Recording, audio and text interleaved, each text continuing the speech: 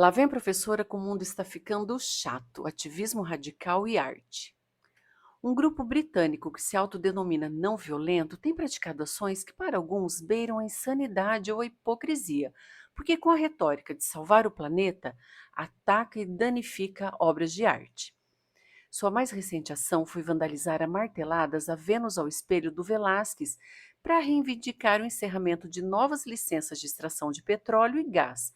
Ou seja, sua ordem é salvar o planeta. Eles só não dão a receita de como vão fazer isso. E em detrimento da vida das pessoas, que poderão passar frio, perder seu emprego e a própria vida. O quadro foi danificado porque estilhaços do vidro de proteção cortaram a superfície da tela. O nosso próximo vídeo vai ser para falar dessa bela imagem que já foi atacada em outra ocasião. A National Galeria de Londres é alvo dos ativistas que colaram cartazes com cenas de destruição na superfície da tela carroça de feno do Constable e depois colaram as próprias mãos na moldura da tela.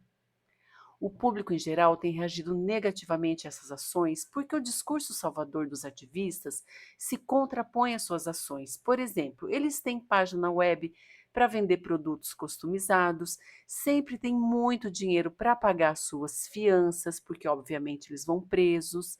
Eles filmam as suas ações com celulares de última geração, que são fabricados com produtos derivados justamente do petróleo que eles querem eliminar. Na Holanda, um radical colou a cabeça no quadro Moça com Brinco de Pérola. Tem vídeo aqui no canal também. E enquanto ele fazia isso, ele falou: Como vocês se sentem vendo a beleza destruída? Resposta das pessoas: Vergonha, vocês são obscenos. O Just Stop Oil foi fundado em 2022. Vive de doações obscuras, sendo um dos seus maiores financiadores o Fundo de Emergências Climáticas, que tem sede nos Estados Unidos. E um de seus membros mais honoráveis é a Ellen Getty, herdeira milionária de uma família fundadora de uma companhia de petróleo, ou seja, o metacapitalista usando pessoas para destruir o próprio sistema do qual ele vive. Não dá para entender. E outros grupos radicais seguem na mesma toada. Na Itália, dois jovens colaram as mãos na Primavera do Botticelli e exibiram uma faixa com frases bem apocalípticas.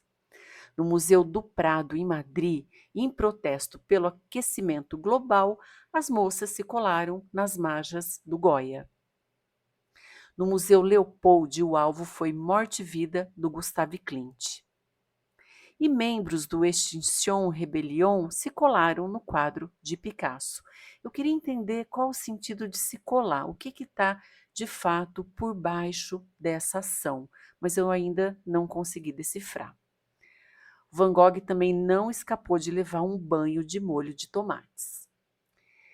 Mas, como diz o velho ditado, de boas intenções o inferno está cheio. Por debaixo dessa preocupação com o planeta está o recebimento de doações em Ethereum, moeda digital, que, para ser gerada, consome uma quantidade absurda de energia que aquece o planeta.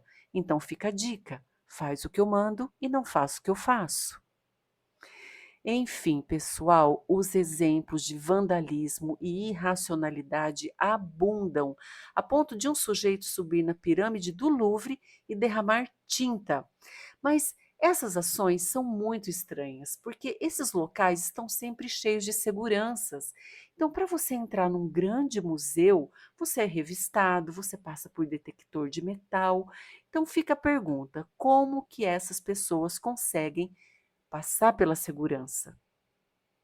Ataques a obras de arte são antigos, mas anteriormente eram lobos solitários com motivos pessoais ou simplesmente para se autopromoverem. Muitas pessoas consideram os ativistas atuais como marionetes de globalistas que querem impor novas condutas que não são seguidas por eles. Será que é isso? Eu não sei, só sei que está tudo muito chato. Pessoal, eu espero que vocês tenham gostado. Se gostaram, inscrevam-se no canal, deixe o seu like. Um abraço, que lá vai a professora.